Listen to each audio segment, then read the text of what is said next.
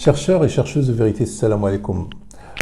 J'étais aujourd'hui en train de me faire chier, je me suis baladé sur internet pour voir un petit peu qu'est-ce qui se passe ailleurs. J'ai été sur la chaîne de Yassine Corancel, le frère Yassine Corancel. Bon, j'ai écouté un petit peu sa vidéo pour essayer de comprendre qu'est-ce qui se passe ailleurs. Je ne me suis pas abonné à sa chaîne, hein, j'y vais jamais, mais là, j'ai cliqué sur lui pour voir sa dernière vidéo. Et je vois qu'il y a des interrogations par rapport à l'Ghaib, tout ce qui est superstition, ce que lui il appelle superstition, moi j'appelle l'Ghaib, c'est-à-dire l'inconnaissable. D'ailleurs, c'est bien traduit dans le Coran, hein. Allah il parle, ceux qui ont traduit, ils disent l'inconnaissable, c'est-à-dire ce qui n'est pas connu, ce que tu n'as pas connu, que tu n'as pas rencontré, que tu n'as pas vu de tes yeux. Après, j'ai vu qu'Yassine Corancel parle de témoigner. Dans le Coran, Allah, il ne parle pas de témoigner, il te demande de croire. Il ne te demande pas de témoigner, mais de croire. Man amana bil ghaib wa aqama as-salat. D'ailleurs, on va y aller dans Surat al-Baqarah. On va écouter un petit peu ce qu'il dit Yassine Corancel, le frère Yassine Corancel. Bon, je dis le frère pour ne pas montrer que je suis son ennemi, hein. Je ne suis pas son ennemi. Hein. Moi, j'ai l'impression qu'il y a deux idées qui s'affrontent à l'intérieur du Coran. Enfin, des traductions, attention, pas du Coran original. Je parle bien des traductions du Coran. Donc, tu as d'un côté tout le combat des prophètes contre l'idolâtrie, la superstition, le fait de vouer un culte exclusif à Allah et tout. Et de l'autre côté, tu as tout un mysticisme avec, avec avec un monde imaginaire. euh, voilà, quand on te parle de créatures ailées, etc., etc. Bref, je vais pas énumérer, je vais pas tout énumérer, mais ça sert à rien ça servira à rien de tout énumérer. De toute façon, vous savez de quoi je parle. Du coup, ça se contredit ou pas? Pour répondre à cette Par question, exemple, moi, quand je lis le Coran, je comprends que le zawj de l'être humain, c'est pas, non, ça c'est autre chose. Ça. c'est pas Ève, elle est même pas citée, Ève. Elle est même pas citée. Moi, j'ai l'impression que le shaitan, c'est le mal enfin, c'est ce qui est en chacun de nous et qui nous pousse à faire du mal et à dévier du droit chemin. Et c'est ça notre pire ennemi. Il faut dire la vérité, c'est ça notre pire ennemi. Et c'est ça qu'Allah nous demande de combattre. C'est quelque chose de mauvais qu'il y a en nous. Or, pour beaucoup, Shaitan est une entité, voilà, avec des cornes et tout et tout. Enfin bref, vous voyez, genre Buffy contre les vampires. Du coup, moi je me pose la question. C'est la preuve que les traductions sont fausses. Parce qu'il y a contradiction. Les traductions sont fausses. Bon, on va arrêter là. Il n'y a pas de contradiction dans le Coran et puis les traductions, moi je les trouve correctes en ce qui concerne ce sujet. Nous allons aller dans Surat al-Baqarah où Allah il dit tout au début de Surat al-Baqarah les conditions pour être de ceux qui réussissent. Il te dit Alif Lam Mim, c'est le livre au sujet duquel il n'y a aucun doute. C'est un guide pour les pieux qui croient à l'invisible, donc al-ghaib, c'est de ça qui fait référence Yassine Corancel, qui croit à l'invisible, c'est-à-dire al-ghaib. Il faut croire à al-ghaib. On va définir c'est quoi al-ghaib plus tard avec plusieurs versets. Alors ça c'est la première condition, qui croit à l'invisible, qui accomplit sa salat, et yuqimuna salat, wa mimma razaqnahum yunfiqun, c'est-à-dire qu'il dépense de ce que nous leur avons attribué. C'est-à-dire qu'ils croient à ce qui est descendu sur toi et ce qui est descendu avant toi. Donc du jour du jugement, ils sont certains. C'est-à-dire qu'il y aura un jugement après la mort. Oulaïka, ceux-là sont sur le bon chemin de leur Seigneur et ce sont eux qui réussissent dans cette vie et dans l'au-delà.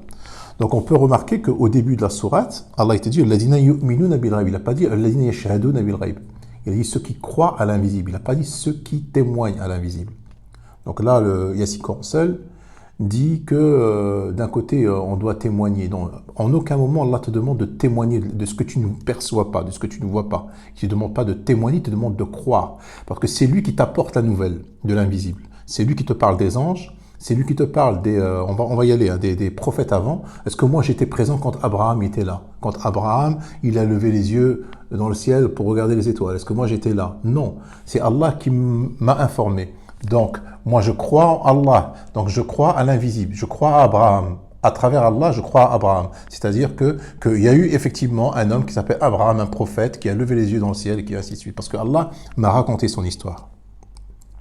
Quand Allah me parle des anges, je n'ai jamais vu d'ange dans ma vie. Quand il me parle de shaitan, que shaitan, kana min al-jinn, c'était son espèce et du djinn. Djinn, c'est une espèce que Allah khalaqahu min marji min nar.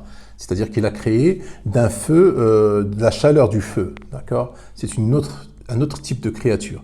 Moi, j'ai jamais vu cette créature, mais je crois à l'invisible. Je crois à ce que Allah m'a décrit dans le Coran, qu'il existe cette créature, que c'est des djinns, et que parmi ces créatures, il y a le shaitan, qu'il a désobéi à Allah. Moi, j'étais pas présent, je ne peux pas témoigner de tout ça. Je ne peux pas témoigner, mais j'y crois, parce que Allah me demande d'y croire. Alors nous allons confirmer tout ça avec des versets coraniques. Après avoir raconté l'histoire de Youssef, il a vécu à l'époque des pharaons, bien avant Moïse. Joseph a vécu bien avant Moïse. Donc Mohammed, lui qui est de la communauté, qui est un arabe, la communauté arabe, ne peut pas connaître cette histoire de Youssef, parce que Youssef, c'est une histoire israélite, d'accord? C'est un prophète israélien, des enfants d'Israël.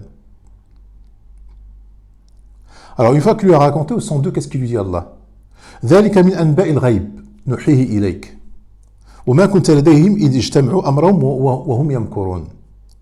Après lui avoir raconté l'histoire de Joseph, il lui dit ce sont là des récits de l'inconnaissable que nous te récitons. Alors il t'explique encore plus Allah, et tu n'étais pas auprès d'eux quand ils se mirent d'accord pour comploter. C'est pour comploter contre leur frère Youssef. Donc c'est grâce à Allah que Mohammed connaît cette histoire qu'on appelle l'inconnaissable. On va aller dans un autre verset, Surat Isra. Allah il te dit, et ne poursuis pas dans ce dont tu n'as aucune connaissance. Lui, la vue et le cœur, sur tout cela, en vérité, on sera interrogé. C'est-à-dire que, à part ce que Allah m'a appris dans le Coran, ce qu'il m'a enseigné comme inconnaissable, je n'ai pas le droit de imaginer, comme disait le frère Yassine, que Shaitan a des cornes, il y a des vierges au paradis, qu'elles sont jeunes éternellement, qu'elles ont des seins ronds, j'ai pas le droit de faire tout ça, d'imaginer tout ça, parce que je n'ai aucune connaissance.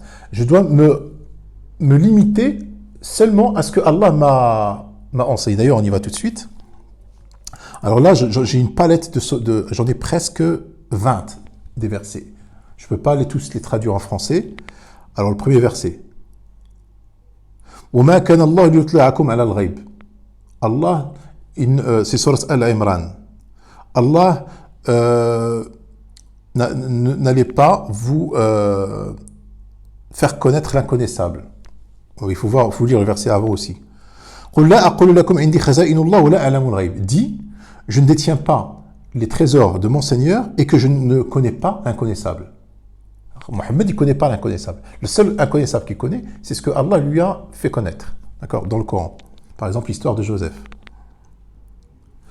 وعنده مفاتيح الغيب لا يعلمها إلا هو. Allah, il a les clés de l'inconnaissable. Seul Allah les connaît. عالم الغيب والشهادة وهو الحكيم الخبير. Surat Al-An'am aussi. Il est le détenteur de l'inconnaissable. والشهادة وهو الحكيم الخبير. Mohammed, il dit dans Surat Al-A'raf, il dit ولو كنت أعلم الغيب لاستكثرت من الخير. Si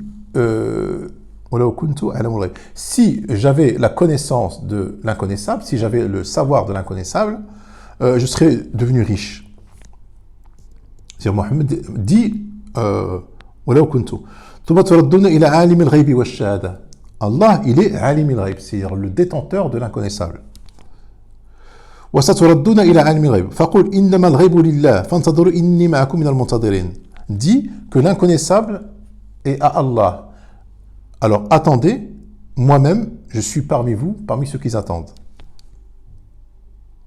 ولا أقول لكم عندي خزائن الله ولا أعلم الغيب تلك من أنباء الغيب نوحيها إليك ذلك من أنباء الغيب نوحيه إليك.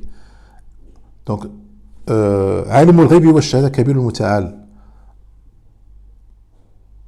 أطلع الغيب أم اتخذ عند الرحمن عهدا. Ça c'est sourate Maryam. عالم الغيب والشهادة فتعالى عما يشركون.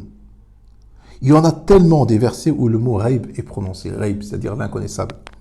Donc, quand on lit tous les versets où il y a le mot inconnaissable, on s'aperçoit que seul Allah connaît l'inconnaissable et que Mohammed lui-même ne connaît pas l'inconnaissable et que Allah lui a dévoilé une partie de l'inconnaissable et il lui demande d'y croire. Il ne lui demande pas de témoigner, il lui demande d'y croire, une partie de l'inconnaissable.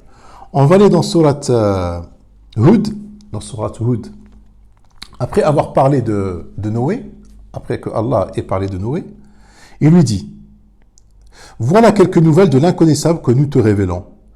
Tu ne les savais pas, ni toi ni ton peuple.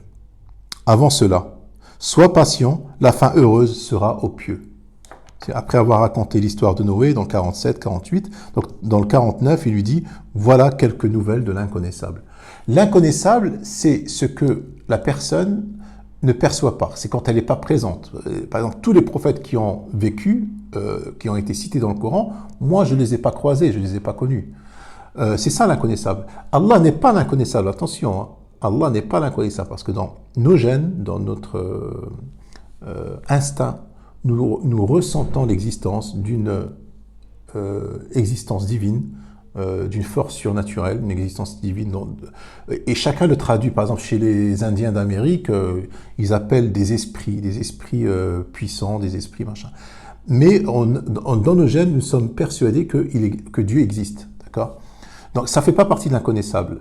Nous le sentons, nous le savons, nous le savons. Donc, Allah ne fait pas partie de l'inconnaissable. Attention, hein. Allah, il te demande justement, comme disait le frère Yassine Corancel, il te demande de méditer. Rien que la création témoigne de l'existence de Dieu. Rien que ça suffit. C'est une preuve. Tu n'as pas besoin de messager normalement. Rien que ça, c'est une preuve. Après, les anges, les djinns, par exemple, ils nous donnent des informations sur ce qui faisait référence d'où ajnihatin matna ou tulat, d'où ajnihat, c'est-à-dire des anges, ils ont des ailes, 2, 3 ou 4. Donc ils nous donnent une indication. Donc, mais moi je ne vais pas imaginer des anges, ils sont faits de lumière par exemple. Allah dans le Coran ne me dit pas qu'ils sont faits de lumière. Les sunnites disent que les anges sont faits de lumière. Les sunnites, ils ont des hadiths où ils disent que les anges sont faits de lumière. Donc ça, par contre, ça c'est Allah dit la tarfu ma laysa laka bihi ilm.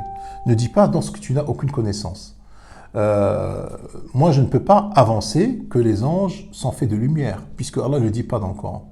Il dit qu'il y a des anges, qu'ils ont des ailes, et que ces anges, voilà. Et les sunnites disent qu'ils sont faits de lumière. Donc là, on rentre dans la superstition, comme le dit frère Yassine Corancel.